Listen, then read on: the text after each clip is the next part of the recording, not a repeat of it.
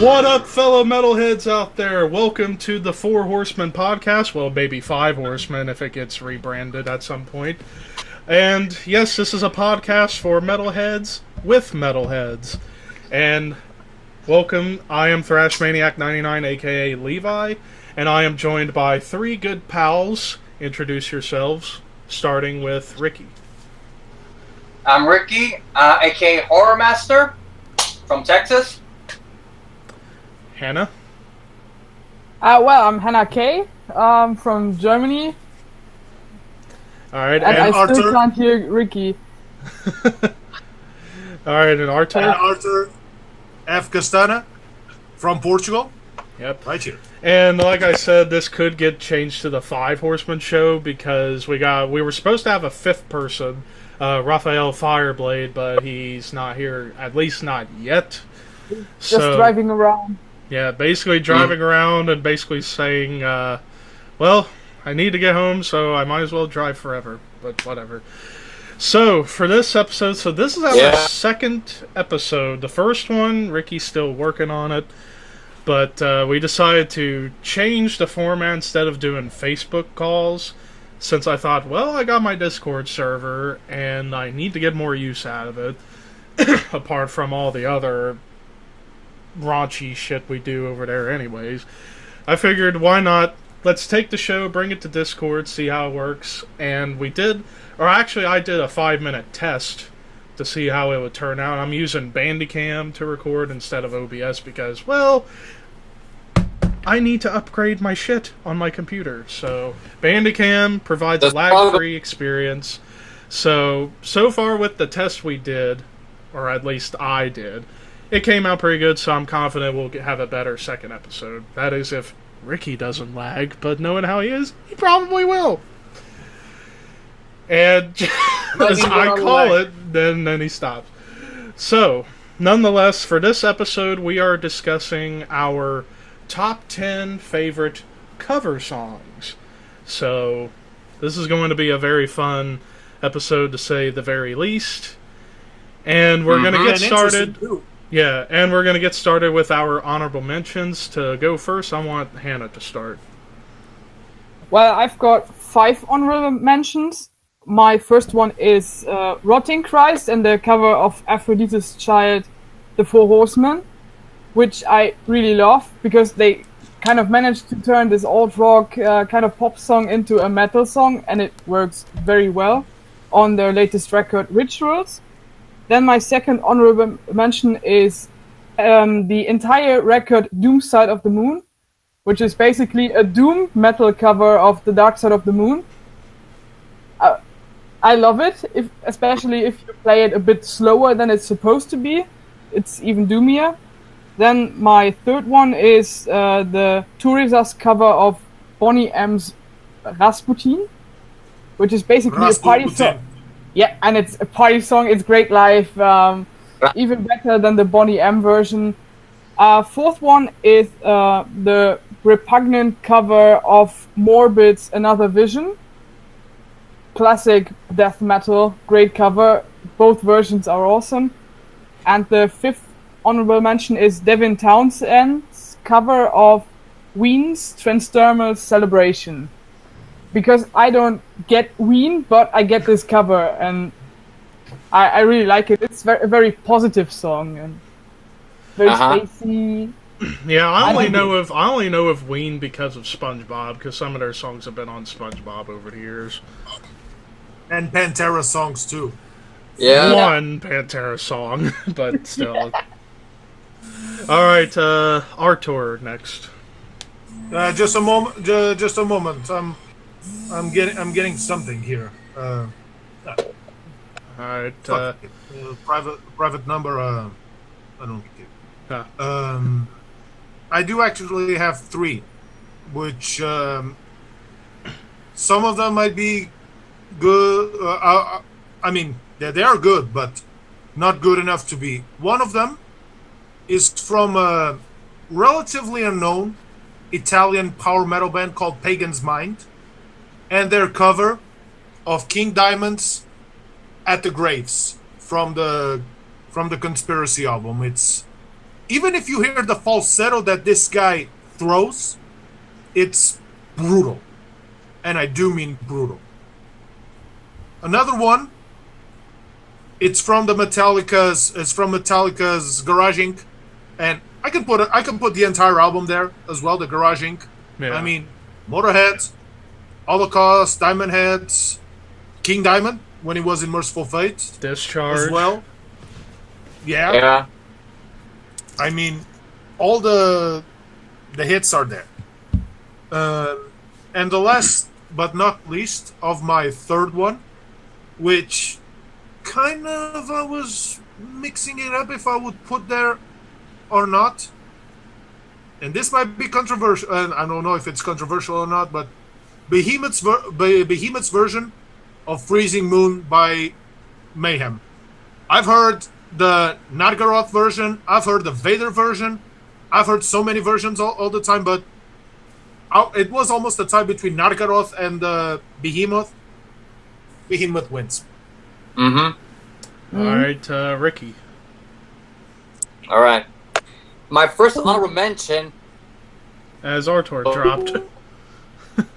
Technical difficulties, it's going to happen. So continue. Well, my first honorable mention is Hellraiser by Motorhead. We all live Ozzy and Ozzy his album, No More Tears album, but I prefer the Motorhead version. It's much heavier, has a rusty voice, and has this. Yes, I guess she was trying to figure out what was going on with you again, Ricky. Yeah, well, that rusty voice, and I mean, come on, even Mickey D's drumming's amazing. Tune. Yep. Second honorable mention is Five Finger Death Punch, House of the Rising Sun, originally by the. That song to me, to be honest, I like the Animals version. The original version is pretty cool, but the way that Five Finger Death Punch, it makes it their song. I mean, even the music video is amazing. Now, my third and last honorable mention is a more recent one. Is a cover of Zombie by Bad Wolves, originally by the Cranberries. And we all know that Dolores, rest in peace, was supposed to be in the song, but unfortunately she died before she could record anything. And that song, just when I first heard it, it made me cry. It's so powerful because it touches to the soul. I mean, And the phone falls. yeah. But yeah, it's an amazing cover. Highly recommend it. Alright, and then I got 5 honorable mentions myself. 2 just came up into my head that I completely forgot about that I'm putting in honorable mentions, so I'm going to get those out of the way. First, Five Finger Death Punch's version of Bad Company, because that was the first time I heard Five Finger Death Punch back in 2009, so I was only like 14, 15 years old. And I used to be a big fan of Five Finger Death Punch's first 2 albums, and I still like their first 2 albums. After that, don't want to speak about that. They suffered the Linkin Park syndrome. First 2 albums are good, rest is shit. Yeah. But their version of Bad Company will always be, in my opinion, the thing most people will know the band for, because that's what kind of put them on the mainstream map when they got started. The second honorable mention that sprung up into my head was Typo Negative's version of Summer Breeze by Seals and Croft. I mean, the fact they were able to take like a somewhat joyful folky song and turn it into a doom song, gothic, whatever, like, whoa. And Peter Steele, rest in peace, how he was able to sing that low is a testament to how great Peter Steele was when he was around. To me, my favorite Typo Negative cover, which is not an honorable mention nor on my top, is their version of Highway Star. I find it amazing. Of Deep Purple's. So then my third honorable mention, It's going to be a bit controversial because I really loved this version when it came out. What was it, 2007? Killswitch Engage's version of Holy Diver. I just love how Howard Jones was able to kind of, in his way, encapsulate what Ronnie James Dio was able to do, but also add his own twist to it with his screams in the middle of the song. And plus, the guitar solo that Adam D did on that song was pretty well done. And the music video to the cover was pretty damn hilarious, where they're all dressed up in knights and Adam looking like a girl. Like, well, looking back, it made sense for Adam to look like a girl because. But that blacksmith scene, they tried to do that blacksmith scene, actually quite well. Yeah. What I say. Yeah, There's no way that they badass could in that blacksmith outfit. There's no way that they could be Ronnie James Dio at any time. Nor even their own versions of the video with the cathedrals and stuff, which was filmed on place. But that old iconic blacksmith scene was still pretty badass. Yeah, that was pretty cool. And it's something that out of Rammstein.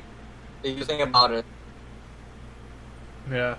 Okay, so after a little edit schmuck, my next honorable mention is Dissection's version of Elizabeth Bathory by Tormentor on the special edition of Storm of the Light's Bane.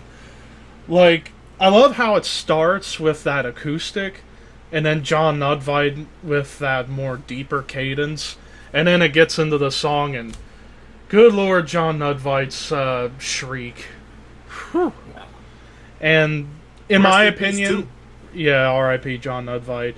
And me personally, I prefer the Dissection version than the Tormentor version. No disrespect to Tormentor, but I feel Dissection really kind of turned that song into their own with their black/mellow death style, and it was just amazing.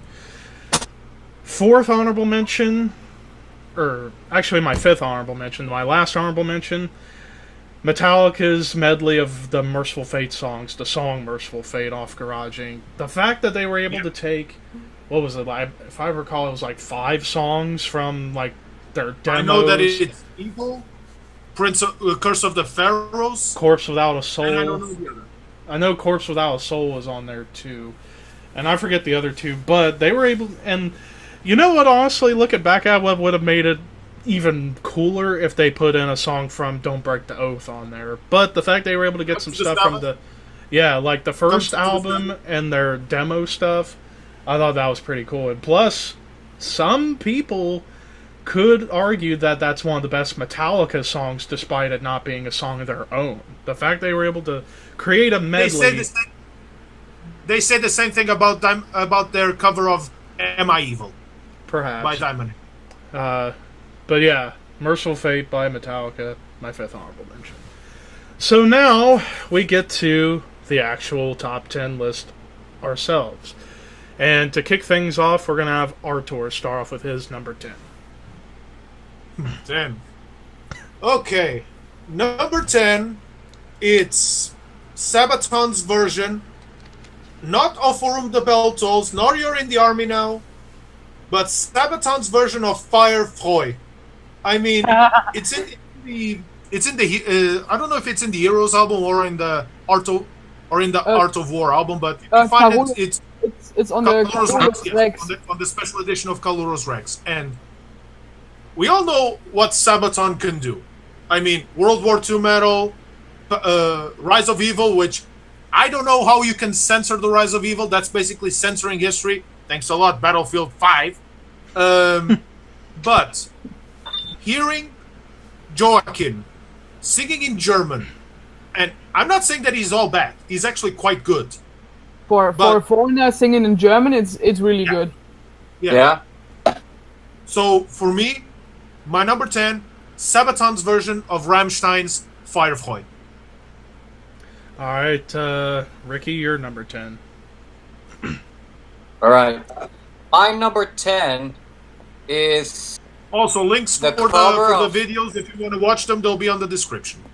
Yeah. I'll try to put them in the description, at least. Yeah. My number 10 is the cover of Smooth Criminal by Alien Ant Farm. I haven't heard that song in almost 15 years. I haven't heard that song in a long time either. I mean, don't get me wrong. Michael Jackson's still the king of pop. But I think this one I like it a bit better because it has a bit more... I don't want to say a bit of new metal because it came out around the new metal era. Yeah. It's hard driven, and I guess it's a bit much faster than Michael does. But still, it's a good song. Highly recommend it. Yeah. I used to jam that song when I was a little kid. When I was like 7 years old, I heard that. I was like, whoa. But speaking of a kid that owned, or with a friend of mine, he owned a Sega Genesis, and we used to play Moonwalker. I love that 8-bit version of Smooth Criminal, the 8-bit version of what's that song? Nobody wants to be defeated. Show me not fighting. It doesn't matter. Beat it. Yeah. It was 8-bit version, but at its all-time best. Yeah. All right. So I'll go next. For my number 10, because I've been such a huge fan of Celtic Frost for so long now, after I discovered them earlier in this decade when I was like 16, 17, have all their albums except for that Abomination Cold Lake. But I want to go with Celtic Frost cover of Mexican Radio by Wall of Voodoo off Into the Pandemonium. The one album Banger refuses to really give credit to, it seems, because they always talk about, don't get me wrong, Morbid Tales to Megatherion, amazing, but Into the Pandemonium, oh my god, that album's so amazing. And that cover that starts the album off. That they would talk about it. I don't know. They just seem to forget about it, I guess, is better. No, but I don't know what Sam's problem is, but every time someone brings in Bolt Thrower, he forgets. Yeah, it seems the case. And we love you, Sam. If you actually ever see this, we love you, but... Yeah, we will love you. Welcome to join us at any time. Exactly. Or let the show be on the Banger channel. That would be better. But shameless plugging. I'll go to the Banger bar. Or like Cheap Pop. Yeah. But nonetheless, Mexican Radio, their Wall Voodoo cover to open that album. What a way to open that album. They took that song and made it a little thrashier, a little more joyful, kind of.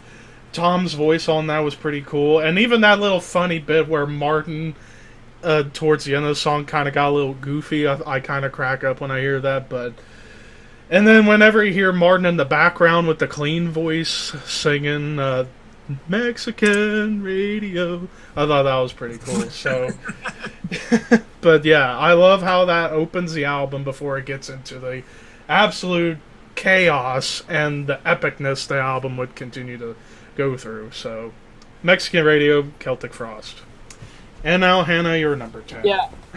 My number 10 actually consists of two covers of the same song. The original is Mad Work by Tears for Fears. And both Gary Jules and Harakiri for the Sky covered it. Both versions are very different. I mean, everybody knows Gary Jules' version from... I always forget the movie name. And then Harakiri for the Sky did a proper black metal version of it, and I love both versions. Very different, but on sports. I haven't heard that one. From Donnie Darko. Donnie Darko is the movie. Donnie Darko. Aha. Alright, so now we move on to our number 9, and we'll let Hannah start this one off, too. Number 9 are two songs again, but this time from the same artist. I really love Summoning. I mean, we talked about it earlier before we started recording. And last year or 2 years ago, there was this big tribute album released for Summoning. And Midnight Odyssey, a black metal band from Australia. No! No! I did it again! This happened a few times with us in the first episode. I did it again! I guess I could skip my number 5. It's Midnight Odyssey's version of when Where Hope and Daylight when Die. Hope and Daylight dies. My number 5. So Not again. This is But- what happened. This is what happened when 5 minds think alike. And the other one is the Caladon Brood cover of Marching Homewards, which is also great.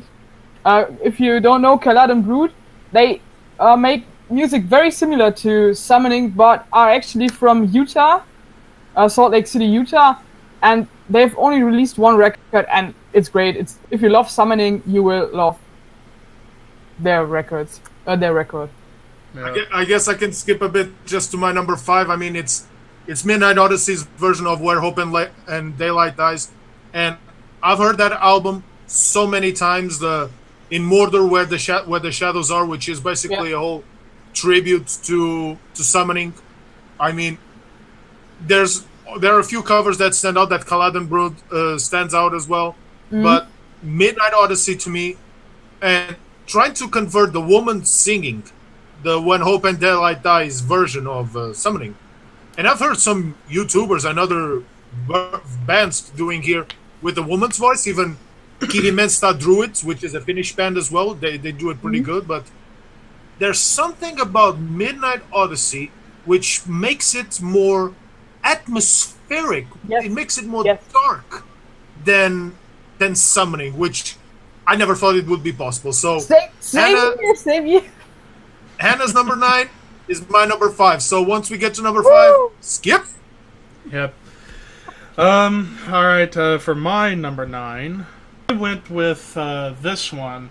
I discovered this cover a year ago. Because I grew up in my teenage years a huge fan of Slayer. And I've always wanted to know what other bands could do with Slayer songs. But there are so many I could have went with. I could have went with Monstrosity's version of Angel of Death.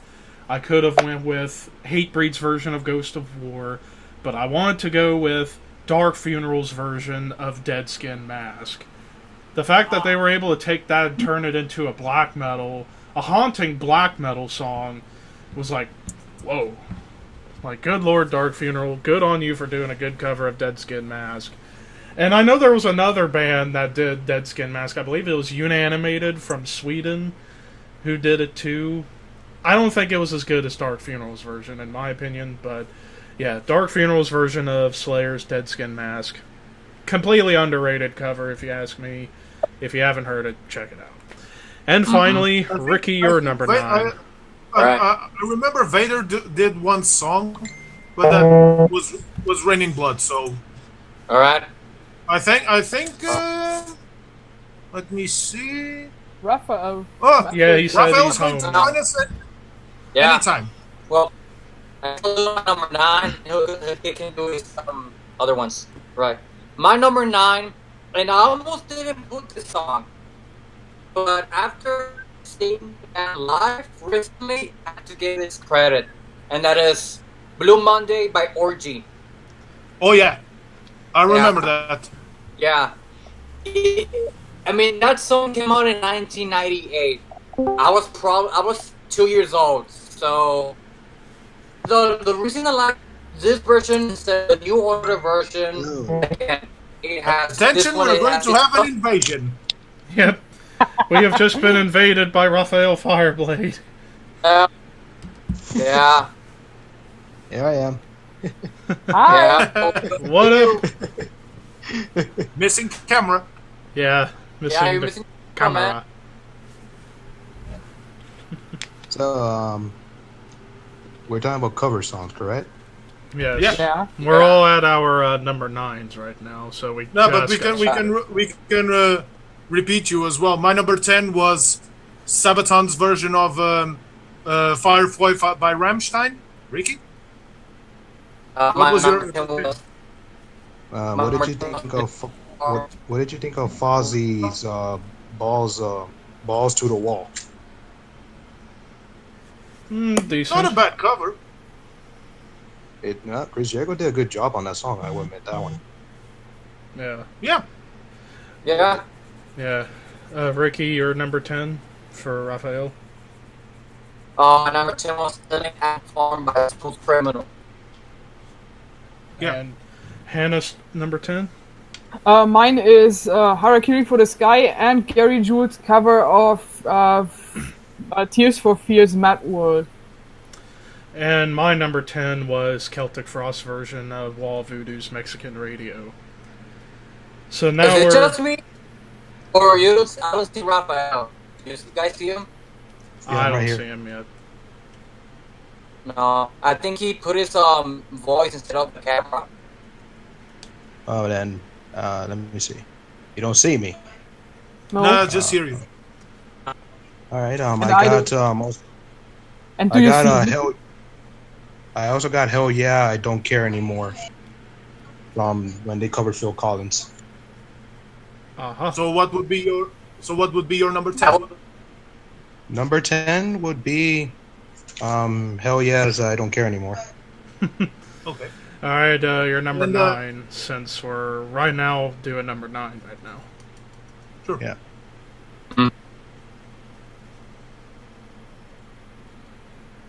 Up there he is. Now we see him. Now the What's camera up? works. Yeah. And my god, look at some of our shirts, completely different tastes. I got on my Sepultura shirt.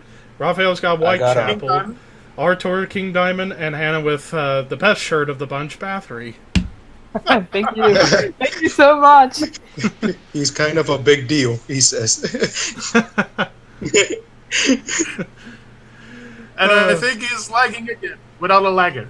Yeah, Ricky's like, And just to recap a little bit, Hannah's number 9 is my number 5, which is basically Midnight Odyssey's cover of Where Hope and Daylight Dies by originally by Summoning. yep. And then my number 9, to recap, was Dark Funeral's version of Slayer's Dead Skin Mask. Artur, did we get your number 9? I don't know if we did or not. Not yet. Okay, so... Not yet, but I think it was Ricky's turn. yeah, now. yeah, I did say it was Ricky's turn, yeah. Or if Raphael wants to go right now. Yeah, he'll go to number 9. Or, Yeah, we're still on number 9 right now, so... Ricky, I don't know if we got your number 9 in, so if you want to. Orgy on Blue Monday. Oh, yeah, Oh, we yeah. did good. Alright, so... So I guess you did Yeah. not get Yeah, mine. since I- So Yep. my number 9, I'm actually kind of listening into right now. Anna just mentioned a little bit. There was a Rotting Christ cover in her honorable mentions. In mine, in number 9. This came out on 2016's Malta Aika album from Moon Sorrow. It was on the special edition that had a second album, and it was Non Serviam, one of Rotting Christ's most iconic songs, the Non Serviam song.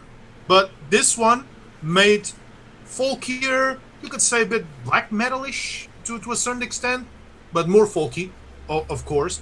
And his voice, I don't remember I don't know who the name of the vocalist is, but his voice doing the whole in his raspy voice, great. So my number 9, Moon Sorrow's version of Rotting Christ's Non Serviam. Alright, sure. and Raphael's number 9. It's Hell Yeah, I Don't Care Anymore. So, yeah. Was it number 10? Yeah, I thought you said that was your number 10. Oh wait, no. My number 9 was Fozzie's Balls to the okay. Wall from Oh, XX. Yeah. Okay. Yeah. Okay. Alright, there we go. Alright, now that we're all caught up now, so now we move on to our number 8. And for this one, we'll let, since Raphael just joined, we'll let him start this one off. I got Disturbed's The Sound of Silence. Number 8. I love that. I love that cover. I like Sound of Silence, but I don't know why. I just like Land of Confusion a little bit better. Yeah, I like Land of Confusion more, but yeah.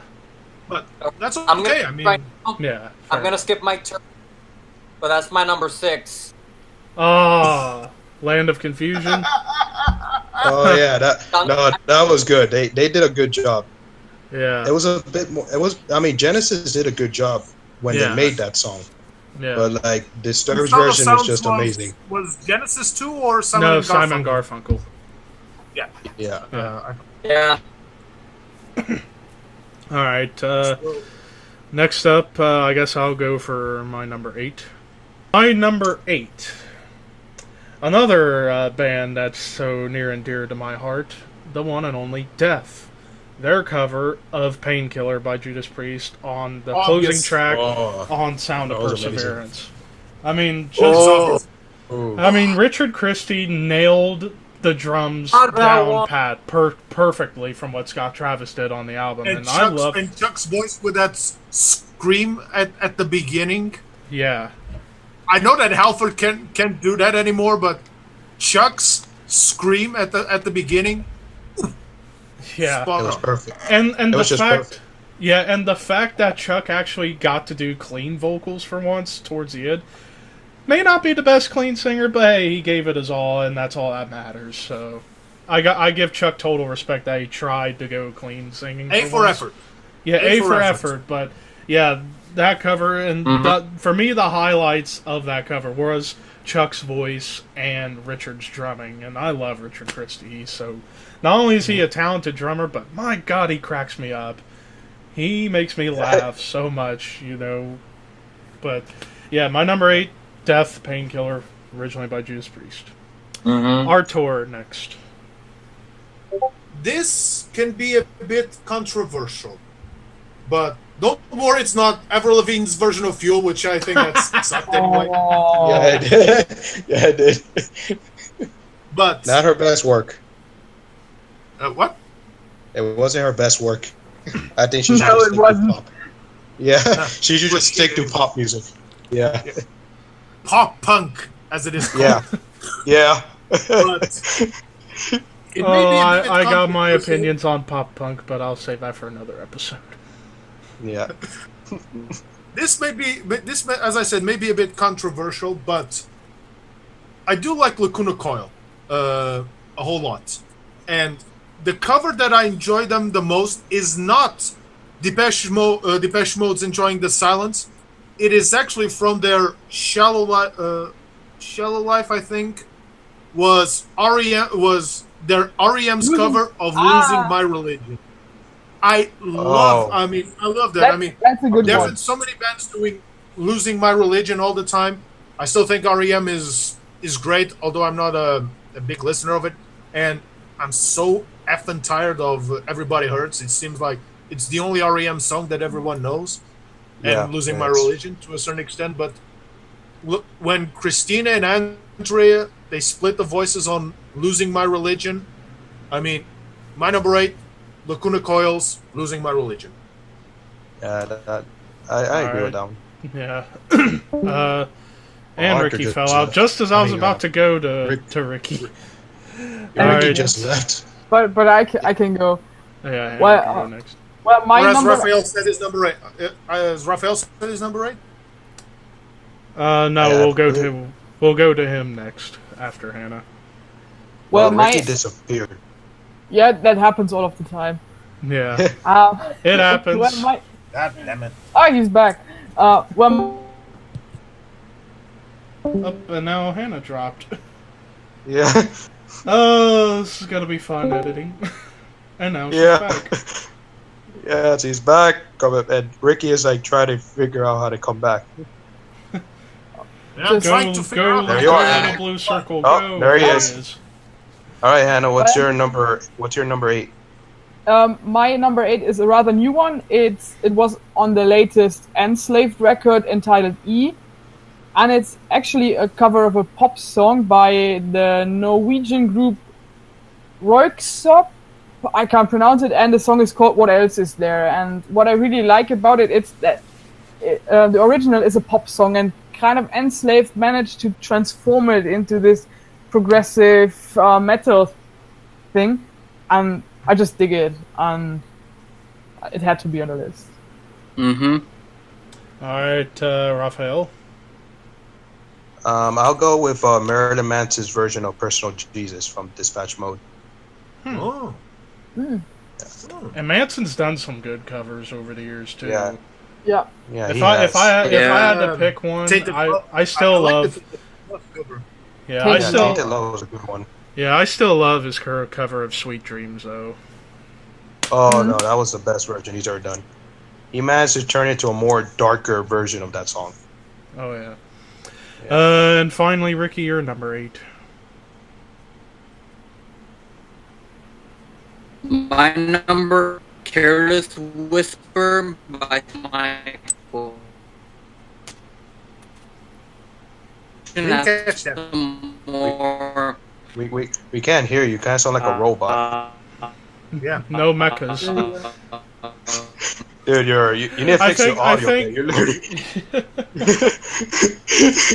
yeah, like your audio is kind of bad, Ricky. Like you literally sound like a robot. Okay, let's see if we get him now. Let's try. Yeah, but I heard him say "Careless Whisper," so it makes me think he's saying the Seether version of "Careless Whisper." Yeah, Cedar. Yeah, I think so. Well, it's Countless Whispers actually. Here it is. Yeah, and that was originally from George Michael. Yeah. So I guess we got the gist of that one. As Ricky's just like on his screen. He's like pose. He like freezes. Like, hey, here's a selfie like, for you. Yeah. You like my selfie? And sometimes when the show goes off the rails, it gets funny. Oh god. Okay, so while we wait on Ricky to get his selfie off our screen. Alright, now on to number 7. So now we're on number 7 and I'll let Artur start this one off. Oof. My number 7, and I don't know if Hannah is listening in right now, but I said that there would be a Bathory cover right here, and it's on my number 7. This was from an album that I actually own called Tribute to Bathory in Memory of Valhalla. And these are all different bands. These are all different bands from all over the world, but Nocturnal Mortem's version of Valhalla, originally from Bathory. I mean, if Bathory, we already know it, they can do black metal, they can do Viking metal, if we want to call it like that. Yeah. But they can do all these sorts of different types of metal, from the folky to the more black. Nocturnal Mortem's version is full-on black, but with a sort of a folkish in the solo part, but Nocturnal Mortem's version of Valhalla, by originally by Bathory. Alright, Hannah? My number 7 is a Beatles cover of "Here Comes the Sun," done by Ghost. And what I like should have known. Oh yeah, that was a good one. Yeah, I was thinking about the Rocky Erickson cover of "If You Have Ghosts," but what I really like about the "Here Comes the Sun" cover is that they managed to transform this very kind of positive pop sound, a song, into this very melancholy, darkish Ghost style. Which is not something that you would expect from Ghost. Exactly. Yeah. And I just love it. Bring back one old Ghost. Dude, Alright, seriously think something's wrong with your audio. He lags. It happens. It's happened many times. Where He's lagging without lagging. It's normal. Yeah. It's normal. Yeah. It's the norm. And now I was about to point out, you was like, for a second. He's like, they just like froze. Real quick before I get to my number 7, I just got an update that WWE 2K19 just announced their soundtrack, and as you would expect, it's mostly hip hop. But the one notable song they pick, Metallica "Spit Out the Bone," is going to be in the game, which is pretty cool. What? Yeah. Oh, that's amazing. I hope they put that at least for once for their theme song of the entrance, because normally they don't do that. Yeah, they should. Would be pretty cool. All right. At least they should put. I mean, of course, they will have King of Kings and Line in the Sand and the game, all the Motorhead songs in it. But I still say, come on, Motorhead, Hall of Fame. Who's inducting them? Triple H. Yeah, no doubt. He even won a trophy for the tribute for Lemmy at the Download Festival. Yeah, he did. Mm-hmm. All right, now on to my number 7. So my number 7, talked about this in the first episode. I mentioned this when Hannah was talking about Behemoth. I said that my favorite Behemoth song, at least until I started listening to more of them over the last couple of weeks, and hearing for the first time since the album came out, listening to O Father, O Satan, O Son. But prior, my favorite Behemoth song was a cover. It was their cover of Mayhem's Carnage / Buried by Time and Dust. The reason why I say that is because when you hear, it's supposed to be a full-on cover of the song Carnage, but when you hear the second half after all the singing's done, it's basically a cover of Buried by Time and Dust. And that is Carnage, when Mayhem did it, back when Dead was in the band. Such a brutal song. If there was such a thing as brutal black metal, that would be like the song that spawned that kind of style, because it's so brutal and so fast, so evil and gory. Behemoth takes it and makes it faster, and like, I'm still amazed how that drummer Inferno is able to play blast beats for that long. It's insane. This guy is insane. And then you get into the second half where they're covering the instrumental for Buried by Time and Dust with that riff and the solo. Like, God bless Behemoth there. Or should I say, devil bless Behemoth. Satan bless Behemoth. But yeah, that would be my number 7. And that was off of one of those like tribute to Mayhem albums. And I believe that was the same one where Vader covered Freezing Moon, if I recall. I think it's the same album. Mm-hmm. But nonetheless, that's my number 7. Raphael, your number 7. My number 7 would have to be Murder Doll's version of White Wedding. Billy Idol's White Wedding, yeah. I know, I remember that. Yeah. I mean, Death Star did a good job too, and so did Aiden, but Murder Doll's version was just, it was pretty good, especially with Wednesday's Screaming. Wasn't that the band that had Wednesday 13? Yeah. Joy Jordan? Yep. Yeah, with Joy Jordan as bass. Which Murder Dolls did come back, however, Joey is not in it because he's with VMIC now. VMIC and Senseium too. Yeah. So, alright, and then Ricky, your number 7. My number 7, this one's for Artur. It's Blind Guardian, Spread Your Wings. I know that. Good. I know that. That was a good one. Yeah. I mean, the Queen version, I gotta admit, I like better the Queen version. To me, I've heard it since I was a kid. But when I started listening to Blind Guardian, this song, I don't know, it has more magic to it, more than the Queen version. Especially how it starts with the piano. Dun, dun, dun, dun, dun, dun, dun. Sign me your love. You're watching from far. And besides, what's his name? The lead vocalist voice? Hansi Kurs. Yeah, there. I mean, to me, it gives it, like I said, more magic to it, more powerful magic. I mean, of course, it's a perfect power metal song. Queen, to their credit, Queen created a power song before it was called power metal. Yeah, he did. Freddie Mercury, yeah, he did do something similar to that. Mm-hmm. I'm just imagining Blind Guardian doing like Bohemian Rhapsody. Oh man. Yeah, they should, but too bad Panic at the Disco beat them to it. Yeah.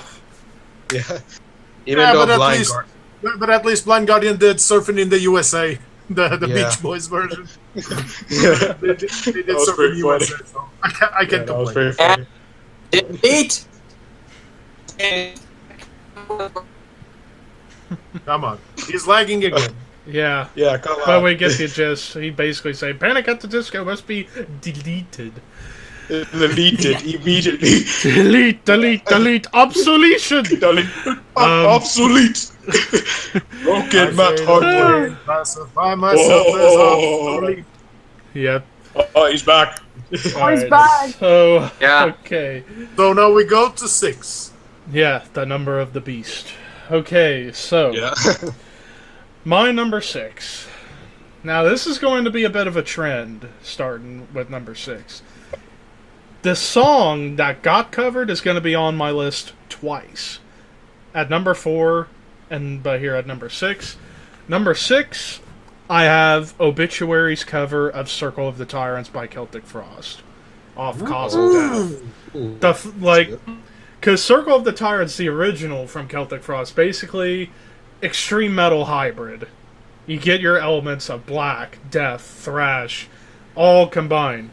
But Obituary takes it and turns it into gruesome death metal territory, and it's like, and that's also a song I like to sing along to whenever I'm at work picking up balls at the driving range and just go full on John Tardy and go absolutely mental. And then again, that whole album's amazing too, but that middle with that cover, wow. Plus, not to mention Obituary are like total Celtic Frost and Hellhammer fanboys, which is awesome. And they took that cover and brought a brutal edge to it. Metallica wore Motorhead and Merciful Fate fanboys as well, so... Exactly. Yeah. It's like, and Slayer were Venom fanboys. So it's like every band was a massive fan of another band, which is awesome. True. For Obituary, it just happened to be Celtic Frost. Even you hear on the Banger Show when they did the Buzz Osborne interview, with the original bassist of Pearl Jam, he was into Hellhammer, he was into Venom and all that stuff. And it's hard to picture to me a band that later became one of the biggest grunge bands in the world was a black metal. I'm not saying that it's impossible, but I'm saying that's kind of weird. Yeah. The weirdest one of them all has to be the lead singer of Lamp of God. He was literally into punk music, and literally he plays like metalcore and stuff like that. Yeah, which is interesting. He even admitted he's not that much of a big fan of metal, but At least not back in the day. At least. Yeah.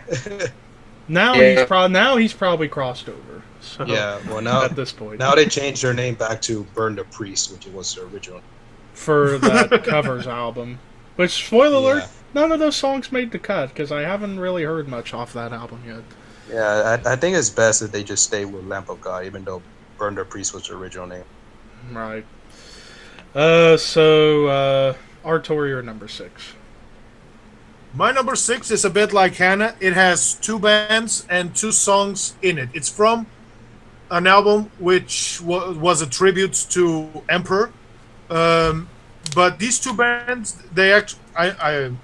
we did on the first episode that my number 2 album was In the Night Side Eclipse by Emperor.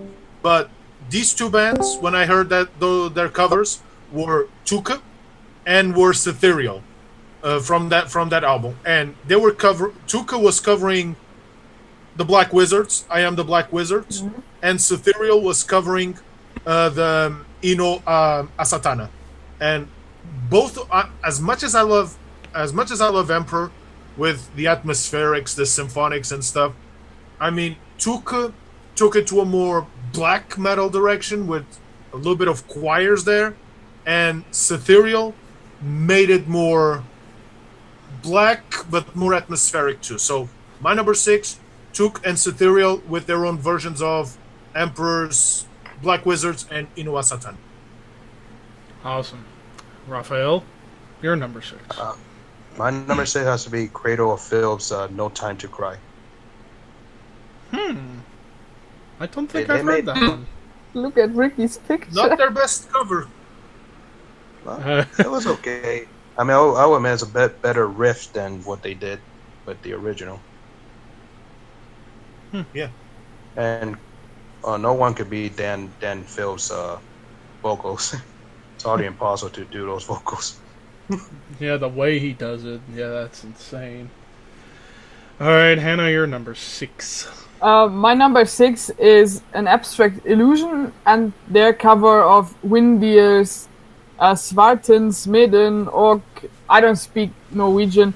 Lundstamistrollet, something like that. I love Windir. I love what they're doing with the folkish black metal stuff, and but an Abstract Illusion managed to pull off this amazing cover, and I never thought it would be possible to cover Windir in such a way. It's just awesome. They kind of bring this melodic death metal vibe, but also kind of a blackish vibe to this Windir song, and it's just epic. If you don't know an Abstract Illusion, check them out, and this cover is amazing. All right, the lagger himself, Ricky, you're number 6. If you're still there. The lagger without a lagger. Yeah. I guess he's still trying to get his stuff sorted out. I guess we'll come back. We'll come back to him once his shit gets put back together. Yeah, it's good. So, bad connection there. Yeah. So now we're into our top 5. Half of 10. That's half of a 10. I already skipped this part because Hannah just mentioned my number 5. Yeah. I'm sorry. No, but that's okay. And I don't know if Hannah heard that my number 7 was Nocturnal Mortem's version of Bathory's Valhalla. I have another Bathory cover, so don't worry. Somewhere later in my list. Alright, Hannah, you start number 5 then. Well, my number 5 is an absolute classic. It's Jimi Hendrix version of Bob Dylan's All Along the Watchtower. Ooh. I don't think I need to say anything more. Exactly. No. It's like the song can speak for itself. Like, holy crap. Yeah, it's true. That's true. It's Hendrix. Come on. All right. Yeah, Well, Ricky, since while we have you back, what's your number 6 and your number 5? My number 6 is Disturb the Sound of Silence. I already said that. I think that was Raphael's number 8. Number 8? Yeah, number 8. And number 5, it's Metallica's Turn the Page. I grew up with that song, and it was amazing, and I still love it to this day. I think the original band was called Silver Bullet, right? No, Bob it was Seger and the Silver Bullet Band. the original Bob Seger. And Metallica did a good version. I could have chosen any song from the Garage album, but that song to me always stood out to me. Yeah. Bob Seger, I mean, I put the entire album on the honorable mentions because it was hard to me to choose just one cover. Right. Raphael, you're number 5.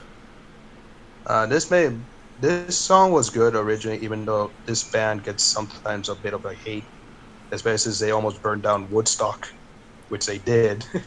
Limp Bizkit's version of Faith from George Michael. That's not a bad version. Version. I'll give Limp Bizkit that. Yeah.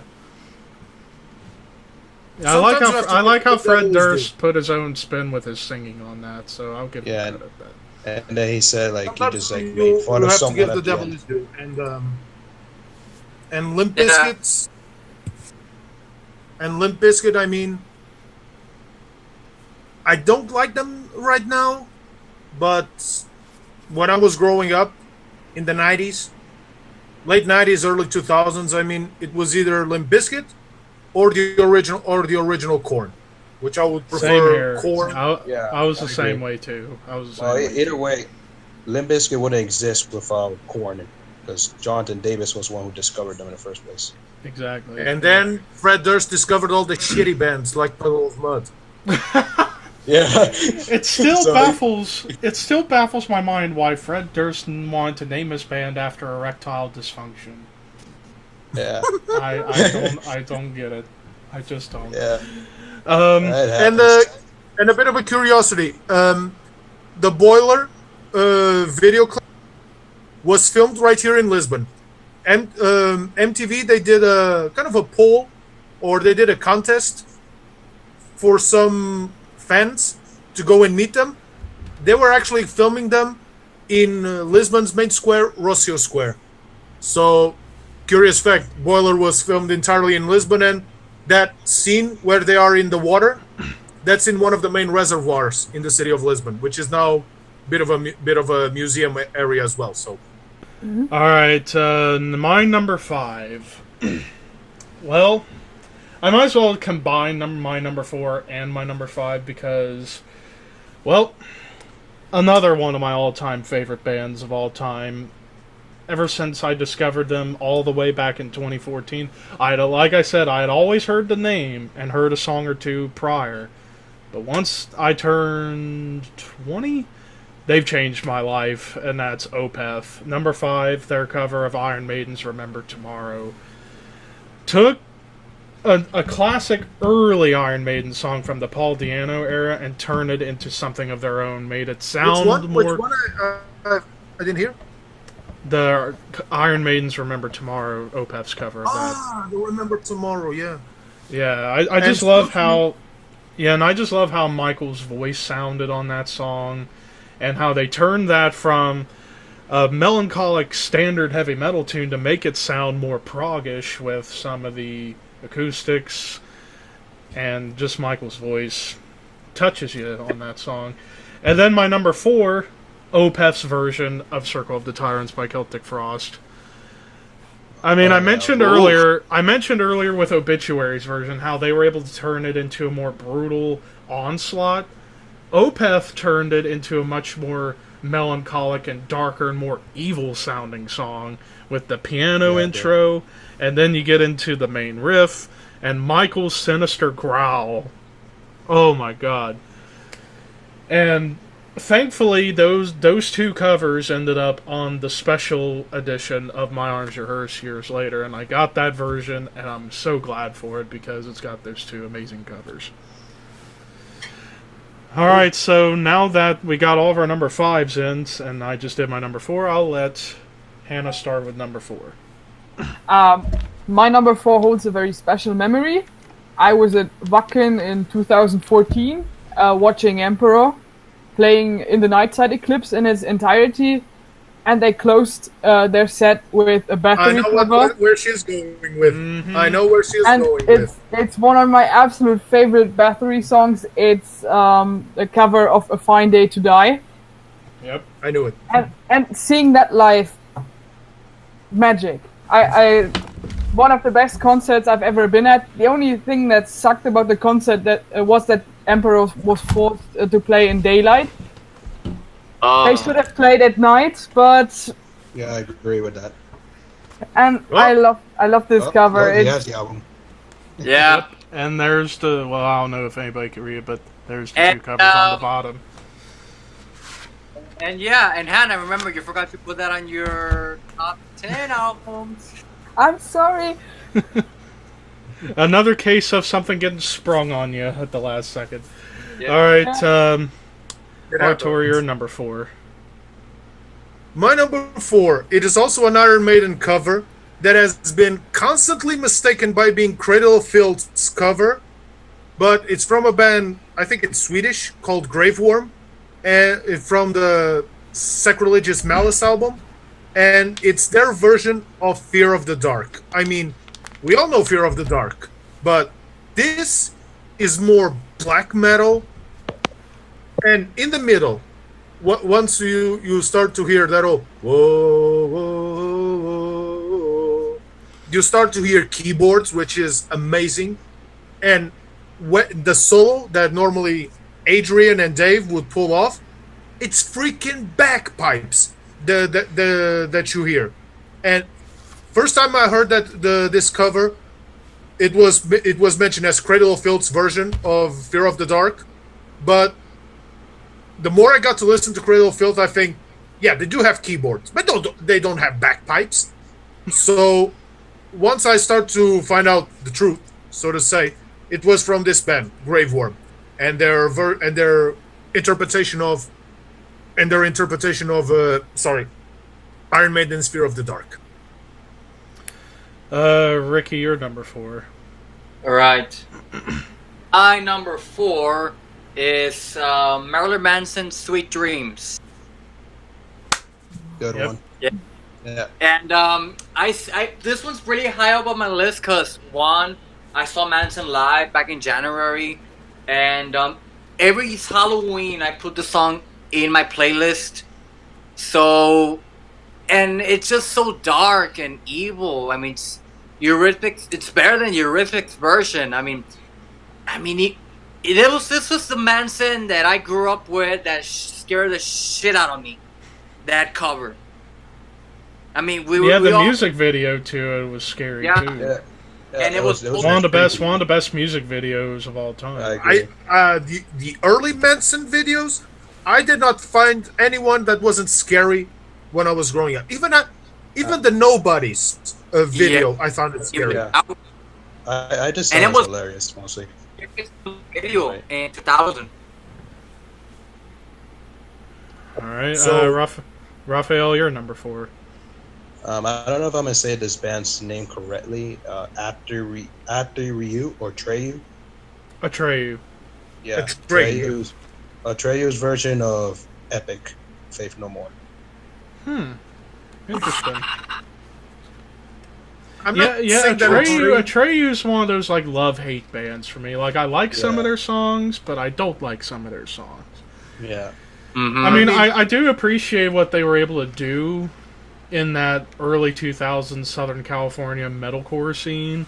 Like, I always kind of considered them like the Papa Roach of metalcore because their drummer sounds very much like Jacoby from Papa Roach, which he's got a good voice, but yeah. I mean, I'll give Brandon credit. He's a pretty good drummer and a good singer.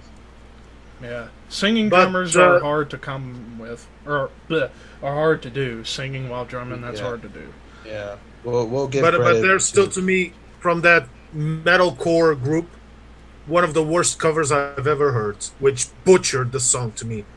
As L.A. Dying's version of Helion Electric Eye, to me, it was butchering Judas Priest's iconic song to all new levels of... You know what I mean. You know what's funny? Speaking of As I Lay Dying, I almost had this in my honorable mention. Their version of War Ensemble by Slayer, because I do love how they kept the heaviness, didn't go in the metalcore vein. Like, Tim's voice almost went death metal-ish on that cover, which I really, really liked, too. So they were able to keep the original essence while tuning it to D, because I do like some D-tuned guitar bands, like Death, who were able to do it right. So that was almost an honorable Melvins, mention. maybe? What is it? The Melvins, maybe? Yeah, Melvin's too. Alright, so now our top 3. Now things are about to get tough. And I'll start off with my number 3. This was a cover I discovered a few months ago. And then again, I discovered this band about, I want to say 2 years ago. I'm pretty sure 2 years ago I first listened to The Haunted, particularly their first album, because, my God, that first album's so good. But my pick for number 3 is The Haunted's version of Well of Souls by Candlemass.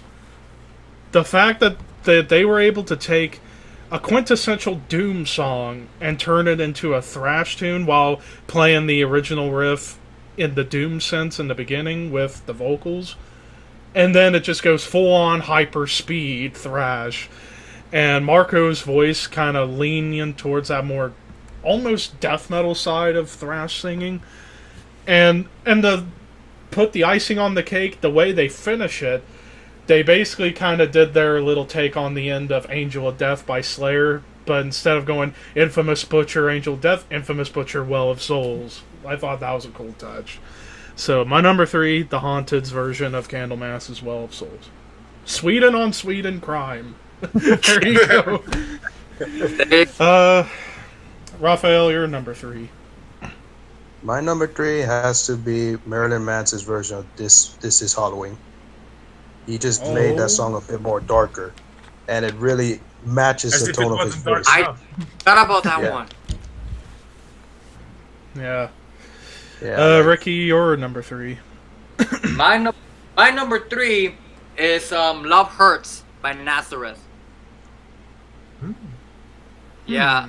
I think this is the oldest song that I have on my list, being from the 70s hippie era. You know, that song got really popular, especially since, you know, love hurts, people getting heartbroken, which it could relate to.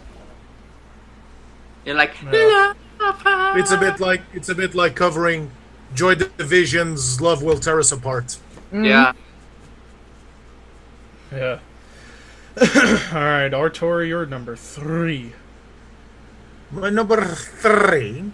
3. 1, It is actually 2, 3. It's actually a thrash band covering, to me, possibly one of the most underrated albums and underrated songs in the Iron Maiden catalog, and it's Destruction's version of Iron Maiden's Killers. I mean, Killers. The Killer. The whole Paul Di'Anno era gets shit canned. I don't know why. It's ridiculous how much some Maiden fanboys they shit on the Paul Di'Anno era and the Blaze Bayley, but it's a bit the same argument. They're both great. Because they think that there wasn't any Iron Maiden before Bruce Dickinson and so on, but whatever. I mean, right. Killers, the Killers album is one of my favorite albums of all of the Iron Maiden catalog, but the Killers song, which I would pay Bruce and the boys just to perform that song, the Killer song, instead of just Iron Maiden and all that stuff, but Destruction's version, which with just 3 guys, Schmier, Mike, and Mark, who was the drummer at the time, they pull off the job of 6, and it's fucking amazing. So, my number 3, Destruction's take on Iron Maiden's Killers. And Hannah, you're number 3. My number 3 is well, you know that I love Rammstein, and I had to pick their cover of Depeche Mode Stripped because Till Lindemann's voice in that cover is just on point. It's so deep and kind of erotic. Turns me on every time that I listen to it, and I just love it, and gives me goosebumps.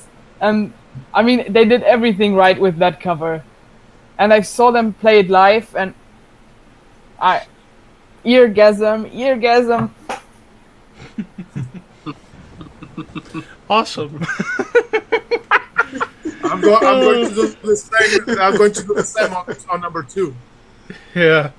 All right. Artur, since you said, how about your number 2? Yeah. I caught myself in my own trap. Yes, you did. Yeah, you did. Yeah, whenever you catch yourself in your own trap, I'm gonna point it out, no matter. I don't mind. But there have been many bands that did Ozzy Osbourne covers, whether it's Crazy Train, Mr. Crowley, and many others. But I thought that I heard everything when Malmsteen and Ripper Owens were covering Mr. Crowley, but then I heard My Country's Band, Moonspell. They did this song for the special edition of the Darkness and Hope album. It's like 2 bonus tracks, but one of those tracks is Mr. Crowley. I was curious once I heard that Moonspell had covered, and once I start to hear the keyboards, whoa, it was so dark. I mean, I would see them like playing this in an organ, in a dark castle and stuff. I mean, it just blew me away. And Ricardo, who is the guitarist for Moonspell, doing the na na na na na na na na na na, and then in the last end putting his own take, it made it so awesome. So, my number 2, Moonspell's take on Mr. Crowley. Raphael, you're number 2. My number 2 would have to be Bullet for My Valentine's version of Crazy Train. It is I mean, Bullet for My Valentine is a very talented band, and I've noticed they do some changes on the music every once in a while. But their version of Crazy Train was a bit more heavier, I guess you can say. But just no one could be Ozzy Osbourne's vocals on that part. It's just unique. Although I will never say that Fernando, the vocalist for Moonspell, has the same voice as Ozzy Osbourne, but he has a more down-tuned voice. He has a more deep voice. Lower. Yeah, he does. Which makes it like Mr. Like you're watching an old Dracula, an old Frankenstein type movie. Yeah, but like kind of like a still Ozzy Osbourne theater. It's kind of like you're watching a Broadway show and just hear like those dark voices that they do. Yeah. All right, So, Ricky, next you're for number number two.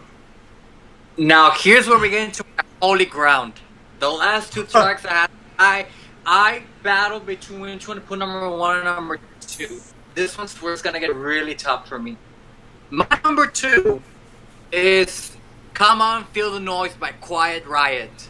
Oh, yeah. Oh yeah.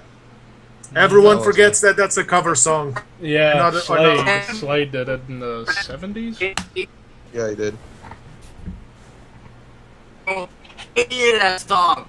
He hated it. He didn't want to cover it, but when he let out those screams, because he was so frustrated with the song, and who knew that song, with the album Metalheads, would lead to be the first album to go to number one. What the? What? I guess either my backing mom or dad's cooking downstairs and opened the oven, and now the smoke alarm's going off. No big deal. Oh boy. All right, my number two, my dos, my number dos, numero dos. Good Spanish. Well, Hey, you got two. Yeah, you got. all right. So my number two, the oldest song on my list. I've been on a Judas Priest kick as of late. The last 3 CDs I bought were Sad Wings of Destiny, Sin After Sin, and Stained Glass. I don't have Hell Bent for Leather yet, and I'm getting to that point. But I wanted to pick a Priest cover, and there are quite a few out there that Priest have covered over the years. I think I know where you're heading. And my number two, Judas Priest cover of Fleetwood Mac's Green Manalishi. I just love how they took that song, made it faster, made it into a metal song, and either version you like, the album version on Hellbent for Leather or on Unleashed in the East, doesn't matter. They're both great. Halford's voice. Although the Diamonds and Rust song that is actually quite popular by Judas Priest is actually a cover made originally by Joan Baez. Yeah. I could have went with Diamonds and Rust, but I wanted to go with Green Manalishi mainly because I just also love how a good choice. So, yeah. All right, and Hannah, you're number two. Yeah, Numero my dos. number zwei. bye. But I don't know, is any of you familiar with the Austrian singer Falco? No. No, not Nope. that. Well, he is very famous in German-speaking parts of the world, which are very small.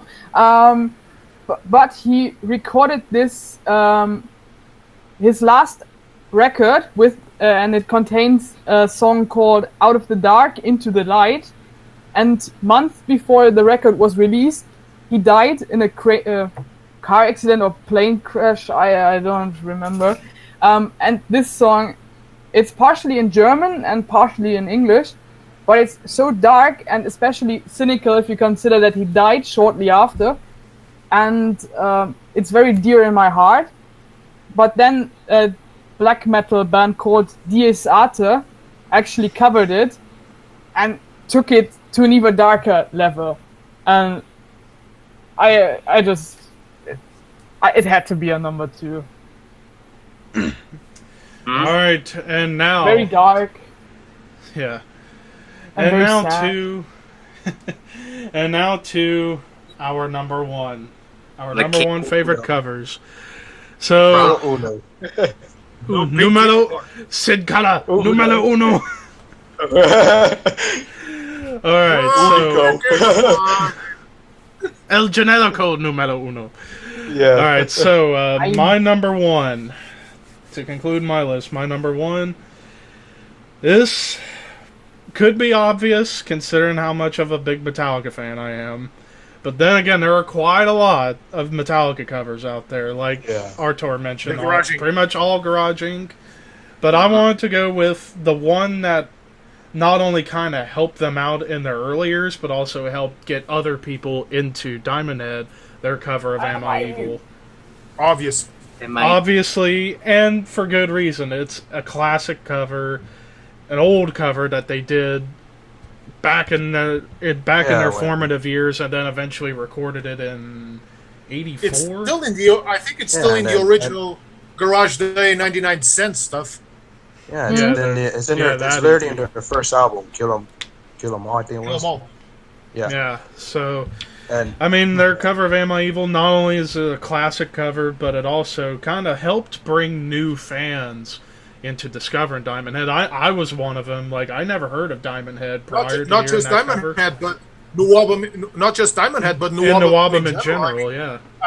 As we said, Metallica, they were big Motorhead, Merciful Fate, but most of all, they were big Nuwabum fans. Mm-hmm. Yeah, absolutely. Yeah, they were just as into Nuwabum as they were into punk during that time.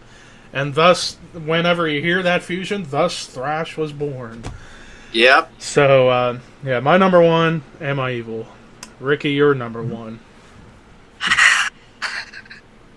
My number one is a song that was written by somebody. Do you hear anything?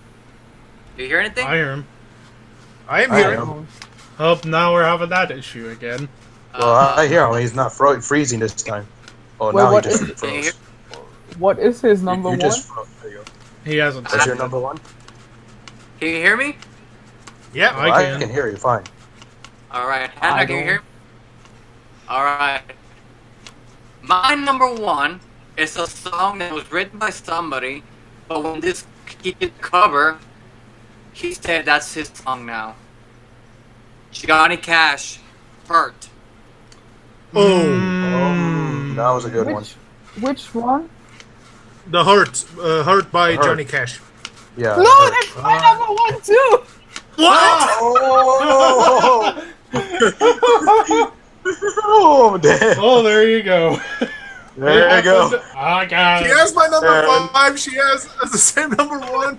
Yeah. Wait, that's the first time that's happened where two people had the same number one. So And I that's couldn't good. even hear him. These guys have something in common. Yeah. Great minds think alike. Although, I give Johnny Cash a lot of credit. I mean, he is a badass musician and Yeah, he such. is. But despite the Ring of Fire and all that stuff, but one of my favorite songs of him was actually sang by Danzig, written by Danzig, but Glenn Danzig, as we all know. But Danzig also sang, although he wrote originally for Johnny Cash, which was the 13 song. And as much as I love that Johnny Cash version of 13, Danzig sounds a whole lot darker. Yeah, he does. Yeah. Sorry, Hannah. Yeah, he didn't know. Alright, so Raphael, you're number one. Everyone knows Kelly Clarkson's song "Since You've Been Gone." Since You've Been Gone, yeah. I believe "A Day to Remember" just turned that song into a whole different level, especially when Mac just started with that screaming in the middle of the song. It just sounded amazing. So I'll go with "A Day to Remember" since you've been gone. Version. All right, and finally, Artur, your numero uno. Uno. Yeah, Uno. I just have to put just a quick honorable mention because as much as I love Powerwolf and they have done some great songs through it. Yeah, they have. The Sacrament of Sin album, good album, but their covers, there's only one that only enjoys it, that only is good, that is actually good and great, which is Epica's take on Sacred and Wild. But that's honorable mention. my best cover of all time, and I possibly have mentioned this at one time or another. It's from another cover album called Jorn Dio, which was a tribute album to Ronnie James Dio made by Jorn Landa, which is a very well-known Swedish power metal singer. He used to be in Masterplan. And his take, but he doesn't do just Dio songs. He does Dio songs, Deep Purple as well. And his take on Perfect Strangers, with the voice that he does and the keyboards in full front, just like with John Lord in the original Deep Purple, amazing. So my number one, Jorn Landa, Jorn Landa's take on Deep Purple's Perfect Strangers. And that hereby concludes top 10 cover songs for our second episode of what is now the Five Horsemen Podcast. Yeah. And wow, what an up and down roller coaster this was, from lagging selfies to people dropping to sound like an auto-tune singer to sounding like a mecha robot. Where am I? My camera's not working very well. But hey, at the very least, this episode wasn't another premature ejaculation like last time. Even though I wasn't around last time, but yeah. So before we go, if anyone likes to plug their stuff, like social media or whatever, you can, and we'll start with Artur. What? Plug your social media if you like. I'm just on Facebook. It's on the same name, Artur F. Castaner. I'm just on Facebook. I don't have Twitter. I don't have Instagram. I'm just on Facebook, and I'm also on YouTube. Although my channel is basically dead. Yeah. I'm just there just to watch to stuff and you're in the same thing. Especially on one thing that some LGBT guys in their community did. But rule number one: no politics. Exactly. Ricky. Well, I guess just my Instagram, my RC Metal God Instagram. That's about it. All right, Hannah. Where you can find me on Facebook under Hannah K, or on Instagram. I sometimes post pictures of concerts and mainly Magna Carta related stuff. My name on Instagram is Through Pestilences. Yep. Raphael? Well, my Facebook is my real name, Raphael Armando Fioretto. The Instagram is obviously Raphael Fireblade. YouTube, Raphael Fireblade. And Twitter is still my name. Just put @Fireblade. Alright, and then finally for me, for those who haven't yet, subscribe to this channel, youtube.com/user/thrashmaniac99. On a journey to 3,000 subscribers. We're less than 300 from that point. You can follow me on Twitter @thrashmaniac99, which has basically become my second channel, where I sometimes go on long-winded rants, or post fun questions, or do a bunch of dumb shit.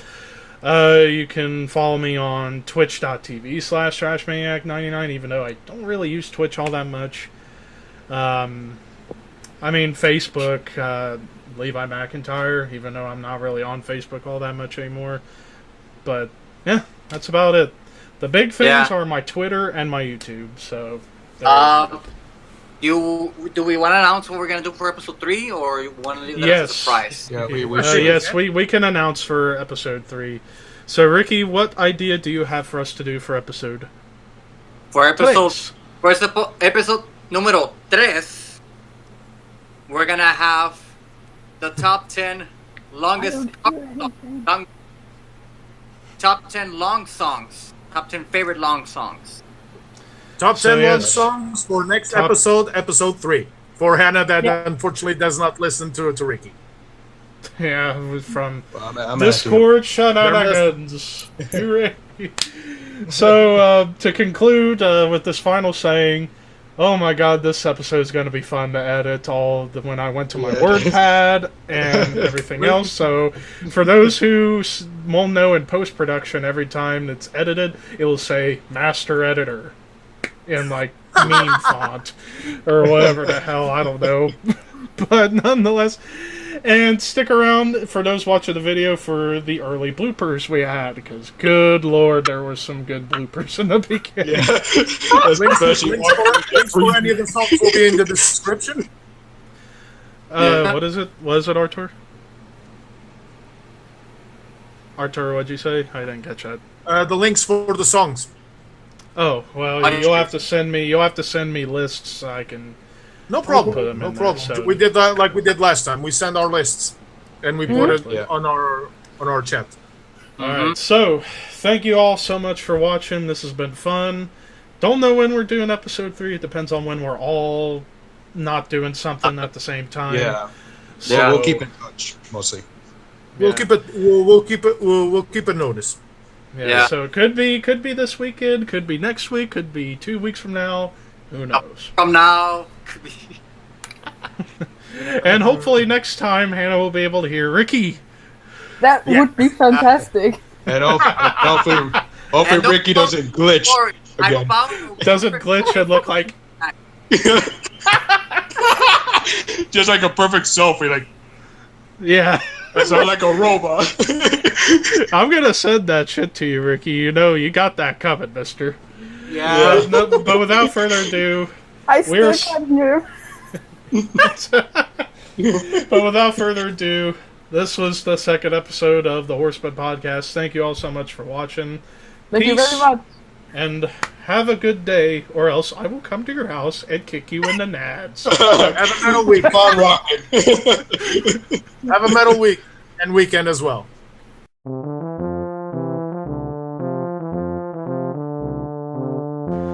Recording now.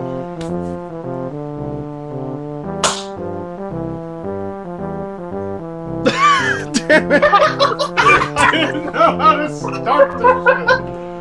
Fuck. Ricky started last time. That's gonna go in the bloopers, by the way. Next time. Action. Alright, take 2. Take 2. Okay. Alright. Since I'm gonna post this on my channel and hopefully it'll get more views, I'll start it off. Okay. Damn it, Hannah, you made me laugh! Damn it! Everyone, get it all out! Get it all out! Get it all out! Oh shit. I smacked my chair so hard my remote falls. Damn it. This reminds me of one time I was in a Skype call with some of my wrestling YouTube friends. We were trying to do the Bobby Roode Glorious Bomb, and we could not get it right for like 5 takes because we couldn't stop laughing. Take 3. Okay. Alright, here we go. Ricky, stop it! Shit! Oh my god, this is...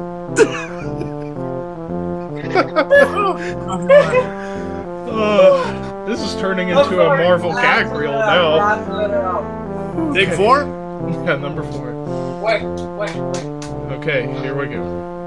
I'll get it right this time, I promise. Alright. Oh, wait. Damn it, Ricky. Damn it, Leroy.